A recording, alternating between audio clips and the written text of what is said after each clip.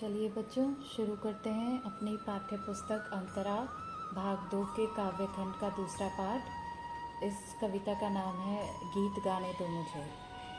गीत गाने दो मुझे तो वेदना को रोकने को, चोट खाकर राह चलते होश के भी होश छूटे। हाथ जो पाथेय थे ठग ठाकुरों ने रात लूटे, कंठ रुकता जा रहा है आ रहा है काल देखो। भर गया है जहर से संसार जैसे हार खाकर, देखते हैं लोग लोगों को सही परिचय न पाकर।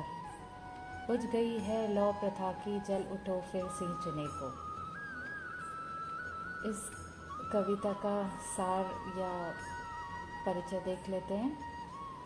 यह कविता सूर्यकांत त्रिपाठी निराला जी ने लिखी है और इस कविता में निराला ने ऐसे समय की ओर इशारा किया है जिसमें चोट खाते खाते, संघर्ष करते करते होश वालों के होश खो गए हैं, यानी कि जीवन जीना अब आसान नहीं रह गया है। पूरी मानवता हाहाकार कर रही है और लगता है पृथ्वी की लौ बुझ गई है। मनुष्य में जिजीविषा खत्म हो गई है और इसी लौ को जगाने की बात कवि इस कविता में कर रहा है। और वेदना यानी अपने दुख को छुपाने के लिए, उसे रोकने के लिए कवि गीत गाना चाहता है। निराशा में आशा का संचार करना चाहता है। अब देखते हैं इस कविता की कुछ पंक्तियों की सप्रसंग व्याख्या। पंक्तियाँ गीत गाने दो मुझे से लेकर आ रहा है काल देखो तक।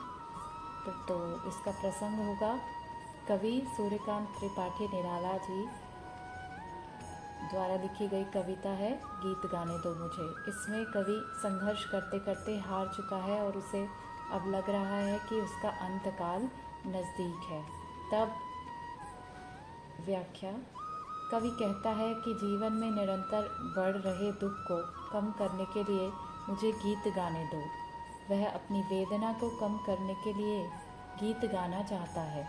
अपने जीवन में लगातार एक के बाद एक दुख आने से और लगातार संघर्ष करते करते वह टूट चुका है।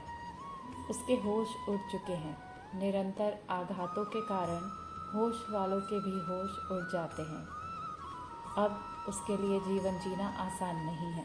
कवि के पास जीवन जीने के लिए जो थोड़ा बहुत था वो भी ठग यानी प्रशासक वर्ग या ठाकुरों ने, जो पूंजीपति वर्ग है, उन्होंने उससे छल कपट से लूट लिया है। कवि को अपनों ने व समाज ने धोखा दिया है। पीड़ा सहते सहते अब कवि का गला रुंध गया है। उसके गले से आवाज़ नहीं निकल पा रही है। उसे लग रहा है जैसे उसकी मृत्यु अब उसके बहुत नज़दीक है और ऐसे निराशा भरे वातावरण में अब कवि गीत गाना चाहता है जिससे उसका दुख कम हो सके। विशेष, कवि ने अत्यधिक दुख को सहने के लिए गीत गाने का सफल प्रयास किया है।